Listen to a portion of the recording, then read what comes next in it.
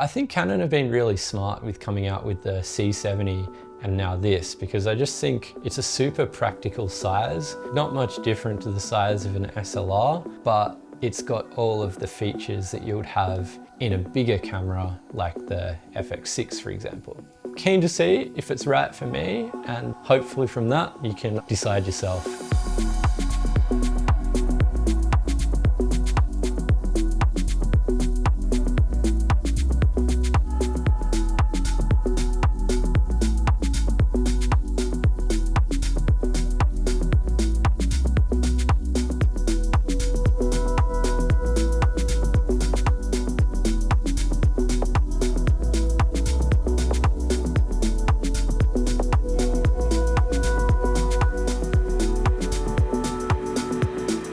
G'day, back with my first camera test for 2025, and I've got my hands on the Canon C80 supplied by Canon Australia. So thanks a lot for lending me this to test out. Some of you might have caught my Canon C400 review late last year, and I've been pretty keen to get my hands on this camera. Same sensor, a lot of the same features, but just in a pretty different form factor. A form factor that's pretty appealing to me, especially off the back of short films like my Awake short documentary last year, where I shot a lot of elements of that on an overnight hike, and I chose the Sony a7S III for that purely because it was the best camera to kind of throw over my shoulder and just be able to get all that footage in a camera that was practical to carry.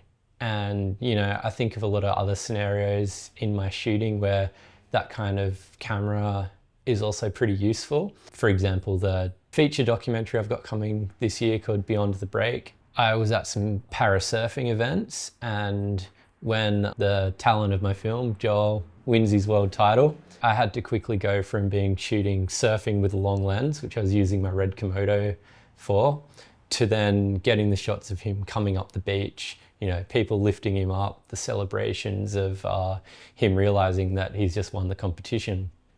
What I did in those scenarios was I had the Sony a7S just on standby to quickly grab and go and get those shots, so that I didn't have to take my Komodo down off the tripod, put a different lens on it, reconfigure it. You just don't have that kind of time in a lot of scenarios. So there's a lot to be said for this style of camera. I can just imagine all these scenarios where I want as many features as possible, but I want the camera to be as small as possible. Pull the camera out of the bag and start shooting, not having to attach your monitor, not having to kind of do all these things, just to be ready to go. I never owned a Canon C70, but I've got friends who did, and from watching a stack of videos on it, I think that was a camera I probably slept on a little bit.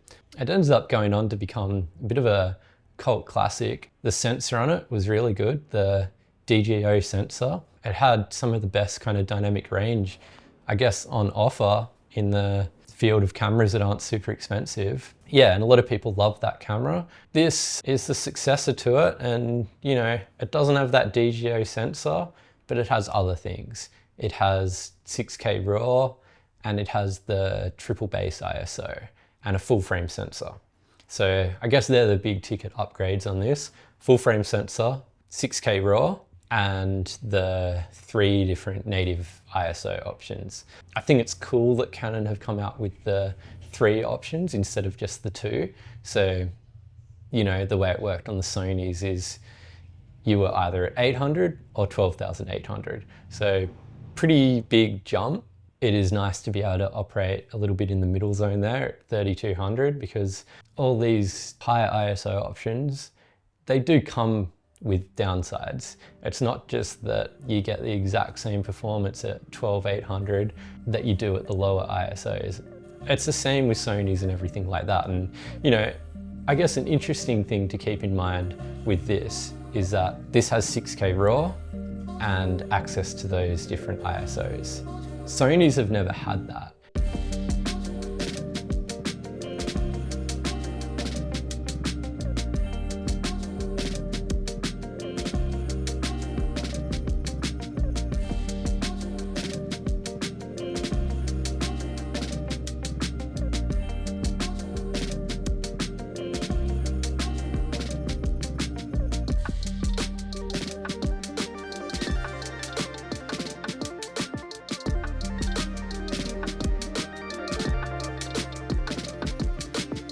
This is just something that's great for going out and getting shots. Feels really nice in the hand. Yeah, it's really great that this has got all the things you'd want, like ND filters, all your different audio inputs, things like that. It really is the full functionality, more or less, of your bigger size cameras, but in a much smaller form factor. And you know, obviously this is a pretty big lens. With a smaller lens on here, it'll be even more compact for when you are doing those real run and gun kind of jobs.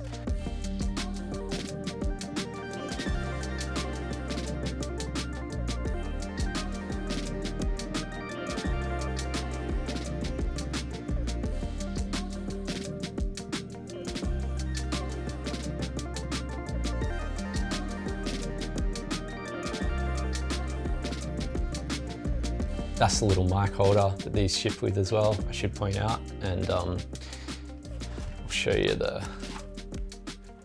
here's two different battery options. So the 30N is the one it ships with, and the 60N, just a bigger version of that. And yeah, coming off using cameras like Red, it's nice just being able to use something straight out of the box with what it comes with. I wouldn't want to go and rig this out and add V-lock attachments and add all this stuff, because I think, what's the point? Cameras like this, you want to keep it small as possible. I'd almost even take this top handle off and just use it in its most compact form. You know, I can imagine people doing things like filming on tour with bands, docos where they're kind of on the move a lot. There's a lot of scenarios where this type of camera will be pretty perfect.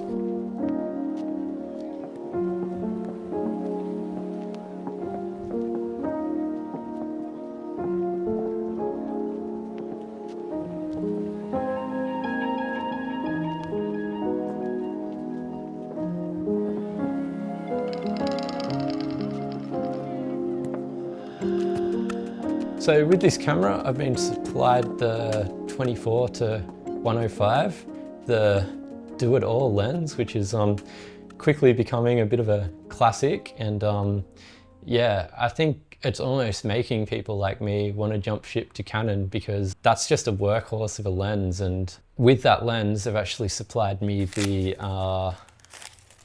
power zoom adapter, the PZ E2B is what they've supplied me. And now that's the one that will work with this here. Tell you what, I got excited seeing that old school zoom rocker like I had on my first ever cameras, like the VX2000 and whatnot. Yeah, I'm pretty excited to test this out. Crash zooms are back thanks to shows like Succession, The Office, etc. You know, for comedic effect, for doco effect, for just adding a bit of fun to the images. Everything's gotten so clinical out there. Adding a bit of life to your shots, or things that make the viewer feel something that you can't emulate on your phone. This is a lens I definitely want to buy this year. It's not cheap, it's just over $4,000 Australian, but I don't know, I think it's been a really smart move of Canon, because it's kind of got really good video functionality, super practical focal length. And the thing about this compared to cine zooms, you know, there are cine zoom lenses that are actually in the same price range as this. Things like the Laowa Ranger or the DZOs, for example, fairly similar prices to this. But the thing that's cool about this is that the way things have gone with camera tech, I think it is good to have access to autofocus technology. This interview right now, face tracking autofocus. It's been funny, the change in the industry in attitudes towards autofocus. When I came up, I was kind of told to never use autofocus. And there was just no reason to. It didn't work that well. And you just became really good at pulling manual focus. Now, don't get me wrong, manual focus still has its place and is preferable in a whole lot of scenarios. But I'd say for things like interviews, face tracking autofocus, I would say, has almost become best practice. If you're using a modern Canon system or a modern Sony system with native lenses, you are better off using face tracking autofocus for interviews than you are using manual. There's caveats to that, of course, you know, when there's multiple people in the shot, certain elements that might be out of your control that might have the potential to confuse the autofocus system. You know, of course, take what I say with a grain of salt, as you should with anything you see on YouTube. For me, if I'm going to spend a decent amount on a lens, I would probably now gravitate towards this versus a cine zoom. Even though certain cine zooms might have a bit more of a pleasing look, this is going to offer me more functionality in terms of things like the autofocus is a big one, but also another feature I really like with a lot of the new lenses and the ways of configuring things is being able to control the focus through a gimbal without a focus motor. If you're on a DJI RS series of gimbals, you have camera control hooked up, you can control the focus of an electronic lens through the electronics. I find that pretty cool.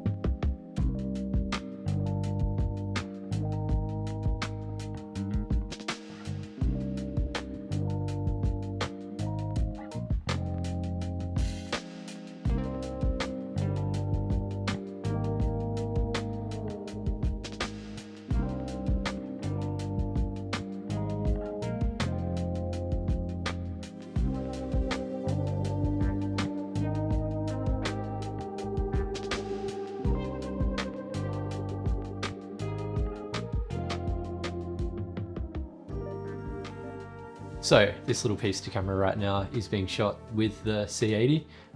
Part one, when I had the camera sitting here, was with my A7S III. And yeah, I just thought as the final thing I shoot with this camera, it would make sense to do this interview with it.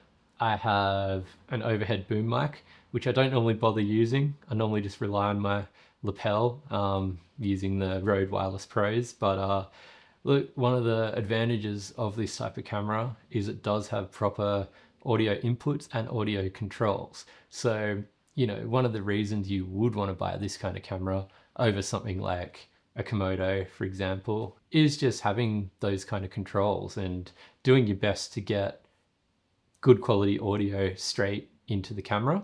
So yeah, during the rest of my testing, I didn't have much of a chance or a need to do audio specific kind of testing. It is what it is with that kind of stuff. You kind of know that most of the brands, except for Red, but your more doco kind of cameras like the Sony line and the Canon line, they're normally always going to have good audio from a quality perspective. And as long as you're kind of happy with the controls, you're going to be able to get good results.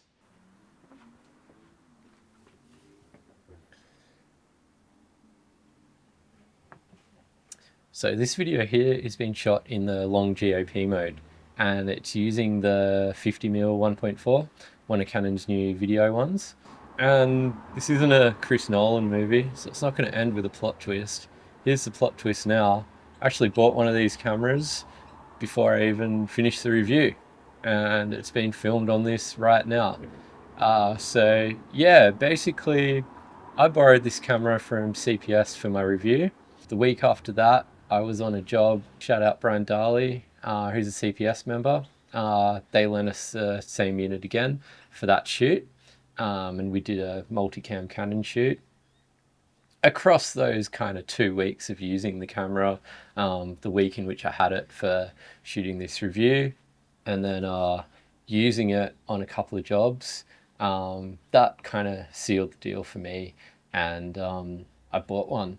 I was about 60% of the way through editing this review, and then I got super busy with a run of my first shoots back for 2025, and didn't get a chance to finish it before buying myself one. So what was it about this one that made me take the plunge and buy it? And I mean, I guess one of the biggest things I juggled with when buying this camera was tossing up this and the C400. That's a pretty hard decision.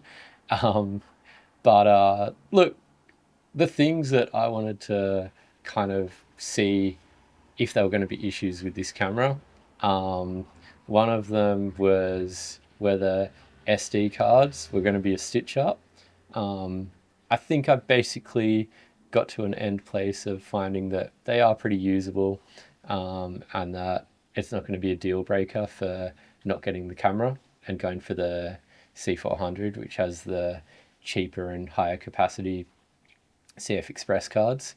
So the V90 SDs hasn't been a deal breaker for me, and I've just done a run of shoots and we haven't been stitched up waiting on data to copy or running out of space, things like that. So from a working sense, I'm happy with the V90 SD cards. I think the other big thing that made me go in the direction of this over the C400 is just the form factor. It's just a great size camera. You can use it with no handle on the top, and it's very similar in size to an SLR, except with a better battery, dual media, internal NDs, all the inputs and outputs you would want as a professional. Yeah, the form factor. I think that's what put it over the line for me. I just finished doing a shoot on this camera today. I was shooting some stuff for Rolling Stone at Laneway Music Festival here in Sydney. Voxies, some shots of people at the festival, things like that.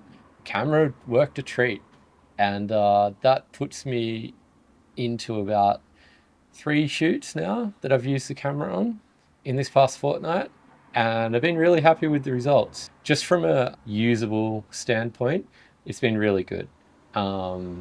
Just like great ergonomics, very functional size. Use it in its smallest build if you just want to keep moving. Last week I had a job where we were going all around the city, getting shots of Sydney, showing all the most well-known bars and restaurants and buildings and locations for an advertising company. It was perfect for that. You wouldn't have wanted a beast of a camera to be running around Sydney, ticking off shots on a shot list. Then today at a music festival, I rigged it out a little bit bigger so that I could be sending a feed to a monitor, so that I could have a second monitor, which I'm super glad I did, because I will say, after using this camera today, I would maybe say that the built-in screen is not super usable in harsh sunlight. So I was really glad I had the extra monitor on top, because I think today I would have struggled using the inbuilt monitor on the camera. Other shoots I've done with the camera, I haven't found that so much.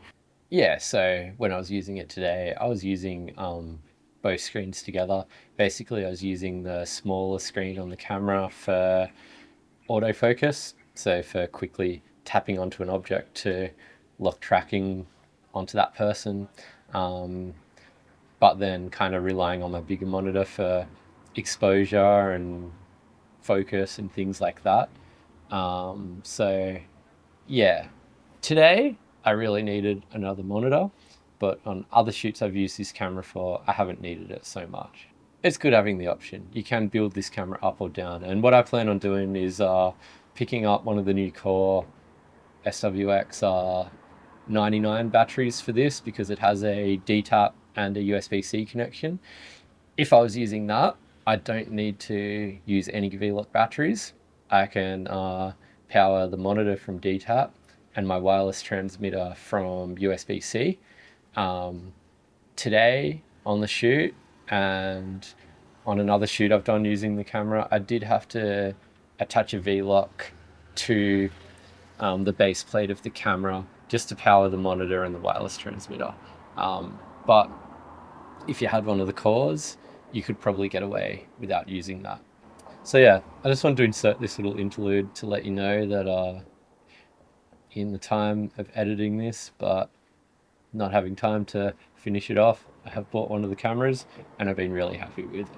And also too, I'll just let you know what lenses I ended up going with. The 24-105, the do-it-all lens, talked about that before. I picked up that, which has been great. Use that on some shoots where I've basically left it on the camera the entire day. But I also picked up the 50-1.4, which is what this has been shot on now. I just like the idea of shooting interviews wide open, and I think that's going to be a really useful lens to have. So I'll run through a few of my experiences from using this camera.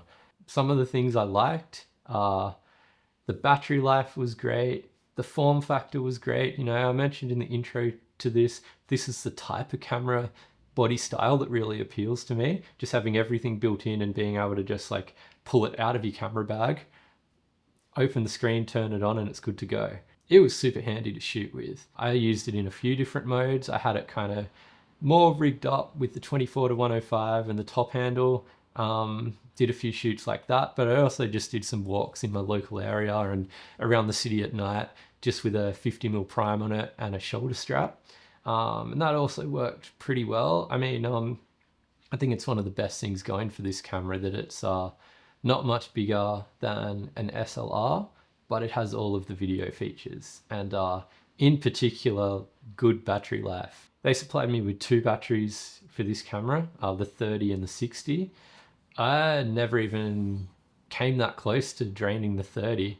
So I feel like you could probably have 2 30s, and that's maybe all you'd need. Always good to have more for those bigger kind of shooting days and those remote dock jobs and things like that. But yeah, super happy with the battery life.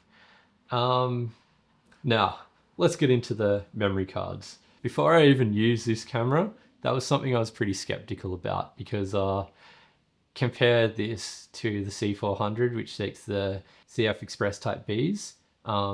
They've come down so much in price, and they're just really good for the money and high capacity, fast transfer speeds, things like that. So you look at the V90s and they're more expensive, they're slower. And so that's one of the things that I really wanted to test out with this camera. And look, I got to say, I was pleasantly surprised. Here's a few of the things that I found kind of went in its favor. Firstly, it seems like generally your file sizes aren't crazy with this camera, so you're not chewing through a lot of data. All I had was a 256 gig card, and I never came close to filling it up. Now, with that said, I wasn't doing long take interviews using 6K RAW or anything like that, but you know, it seemed like if you had 2 256s in there, that would be adequate for a lot of shooting days, especially if you're open to using some of the more compressed settings. Yeah, and you know, I've seen some recent specials at B&H and places like that with 2 packs of the Lexar 256 gig cards. I can see a price here, $380 for 2. You know, the Oz exchange rate's kind of shitty at the moment, so that's still not cheap. But look, I think to look at this in a positive way, the CF Express just happened to be particularly cheap, I guess because they're used by a lot of cameras and a lot of manufacturers are making them. The V90 SD cards are not as cheap, but you know, in comparison to some of the other types of cards I've had to buy in my time, it's not too bad. And yeah, I'll run through a few of the things that I think can kind of go in their favor. So a colleague who owns a C70 mentioned to me one thing that goes in the favor of SD cards is they're more commonly available, which is true. So, you know, if you're somewhere and you forget your cards or you need more cards, it's going to be much easier to track down an SD card than it would other types. Now, it's not going to be easy to track down a V90 SD card, but the thing is with this camera, the lower speed ones will still work, and they'll just give you access to the lower quality settings, more or less. So worst case, if you picked a, you know, long GOP, low data rate mode, you'd probably be fine on the slower cards, especially V60. A lot of the modes actually seem to work fine with V60s. I had some here that I did a small amount of testing with, not a big amount, but yeah, they actually seem to work fine for the, especially like the 4K real-time modes. And I'm sure it wouldn't be a problem with the long GOP modes or, you know, other things like that. So they're an accessible type of card to get your hands on, which could get you out of trouble in certain scenarios. Now, as far as file transfer times, that was another thing I was kind of worried about with these cards. And so basically I did a little bit of testing, and you're looking at about 6 minutes per 100 gig or 16 minutes for a 256 gig card. That's what an online data calculator told me. And I also verified that myself. That was just using my MacBook Pro with USB-C connections copying to an SSD. Now, one thought I had with this thing, because that kind of thing, it is a real consideration for working professionals. A lot of shoots I'm on, we dump data at the end of the day. And there's nothing worse than standing around in a car park waiting for files to copy. You know, my rule on shoots these days is if they don't bring an SSD, if they bring an older type of spinning hard drive, it doesn't get copied on the day. Because yeah, file sizes have gotten so big that you need to be copying to SSDs. And so, you know, this kind of thing does come into that. Back to what I've said earlier, I don't think you're going through crazy amounts of data with this camera, so that goes a little bit in its favor. One other idea I had, and feel free to chime in the comments if I'm wrong with this one, but because you're only using a small amount of the bandwidth of what an SSD is capable of, you know, for example, if the cards are rated at 300 megasecond transfers and SSDs can handle 1050, I think you could have two running at once. I think if you had a USB-C SD reader, two of them, or one of them and your internal slot, copying to an SSD, in my mind, copying two wouldn't slow down either transfer, because you would still be using less than the transfer speed of what the SSD is capable of.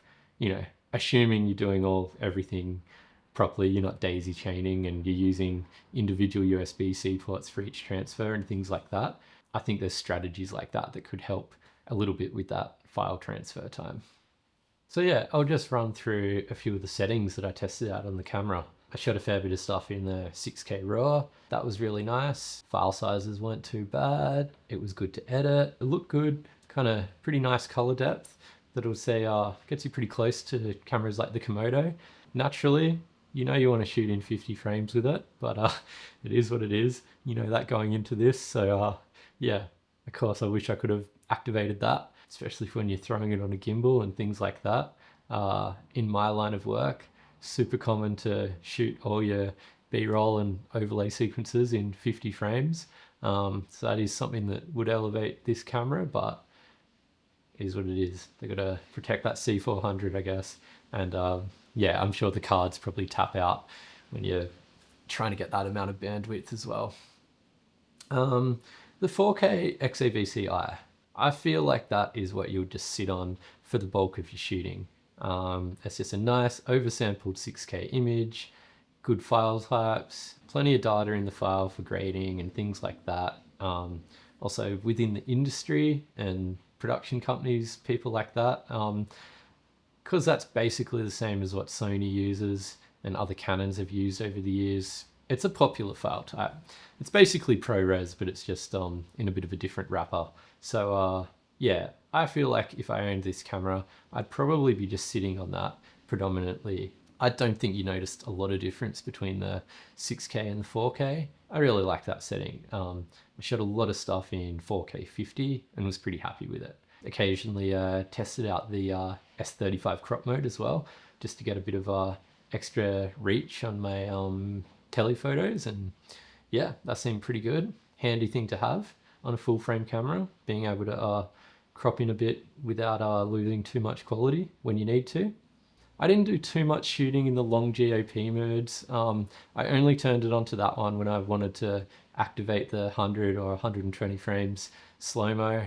It seemed pretty good, but I'm still a little bit on the fence on those settings. I definitely noticed a bit of a drop in quality, but then there was other sequences I shot where I kind of liked it as well. So a lot of factors that come into that. It seems pretty good, but just a little bit of a loss of quality over the full resolution real-time or 50 frame kind of modes.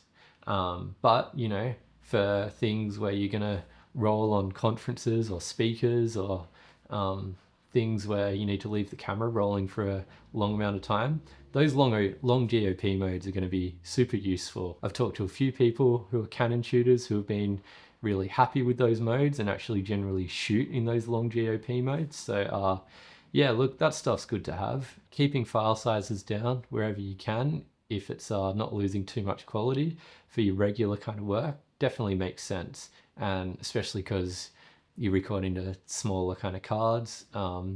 Yeah, I definitely think there'd be a lot of applications where long GOP would be super handy. But for this, I guess I was just trying to get the nicest footage possible. So that's why I didn't use those modes too much.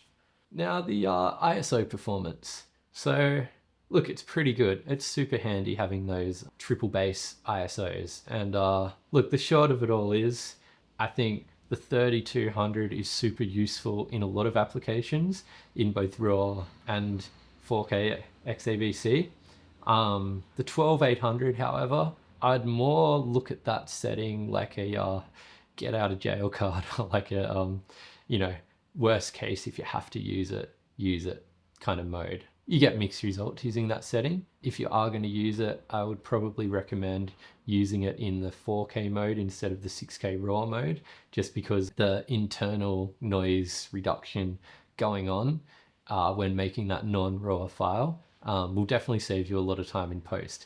6K RAW in 12800 is definitely pretty noisy. You will need to apply noise reduction to it, which can definitely slow down your editing process. And if someone else is cutting what you've shot, they might not use Resolve, or they might not have the time to apply that processor heavy kind of noise reduction. So I found the 3200 adequate for most things. Just being able to have clean 3200 was super handy. That's just a super practical in-between kind of number. You know, definitely on the Sonys, jumping straight from 800 to 12800 is sometimes a bit too much of a jump. So I think 3200 super practical. I used that on the Burano a fair bit as well when I was shooting on that camera. Yeah, so they're really good features. They'll get you out of trouble if you need them, but I would favor the 3200 for your low light where possible. Use the 12800 if you really need it. And if you do really need it, it'll really save you compared to cameras that don't have it. Just know that it's not magic, and yeah, it is still possible to get noisy images in that mode, especially if you're shooting in RAW. Thing I mentioned in the start of this, they supplied me the zoom rocker that attaches to the side of the 24-105. That was super fun to play with. It takes a bit of getting used to get used to controlling it just on the side, but they also gave me the attachment to use the old school zoom rocker as well. That was definitely way more user friendly. That stuff was super handy to play around with. I just think the issue I see is that that power zoom adapter is probably just a bit expensive for most people. If it was a few $100 or a $500 kind of add-on, it would make more sense. You might as well just get it. But at the price, and especially the price it costs to get the one that gives you the input to plug in other zoom rockers and things like that, it won't be for everyone. And you know, it's not the only way to do it. One thing I was thinking about with this kind of setup is, if you have a zoom gear on your lens, just put the DJI motor on it when it's on a gimbal or something like that. There's a lot of those kind of focus zoom motors that are pretty affordable these days, which would do the same thing, but be a little bit more versatile than just the zoom motor. So yeah, look, it was great, but I think it's going to be a bit of a niche product. So Wishlist, look, not going to harp on about the media. I think I've ended up liking it more than I thought I would. But of course, different media is on the wish list. 6K50, of course, would be very handy. I'm sure there's still ways you could differentiate the C400 to protect it. You know, unlock some open gate options, unlock some other professional features that the C80 doesn't have, things like that. And then unlock the 50 frames on the C80. That'd be great. But it is what it is, and I think you can generally live on just the 4K XAVC modes on this camera they're really nice. And you know, for example, how I can imagine using this is shoot your master interview in 6K, so you have a bit of cropping kind of potential there. Then shoot everything else, or your doco kind of B-roll and day-to-day kind of scenes, just in the 4K modes. In-body stabilization. That's one thing I'd love to see on this, actually. I know it's on the mirrorless SLRs, but they haven't included it on any of their cinema line bigger kind of cameras, as far as I know. Is the Burano the only one that has in-body stabilization in that kind of body? I think so. This one has its own electric stabilization. I didn't test that out because generally, yeah, I don't know many people who use those modes. Maybe we're a bit burnt from them not working great in the past. Maybe it's gotten a lot better. Just out of habit, I generally don't use the electronic stabilization modes. But yeah, because this camera is a form factor that you can just carry it around and use it in a bunch of scenarios, the stabilization would be nice. Now, when you've got a Canon lens on there with stabilization, especially the new RF ones, it's really good. And so that kind of takes care of that. But where the IBIS can be super handy is, for example, chucking on your old vintage primed cine lenses, things like that, that don't have stabilization. That's when it's super handy. I actually love that when I'm shooting on my A7S III with just a little 50mm vintage prime, that you can actually still dial in that you're on a 50mm and it'll stabilize accordingly for those old lenses. That's a super handy feature. I think it would have made sense to try to integrate a bit of that tech into this camera, but is what it is. This is just a wish list.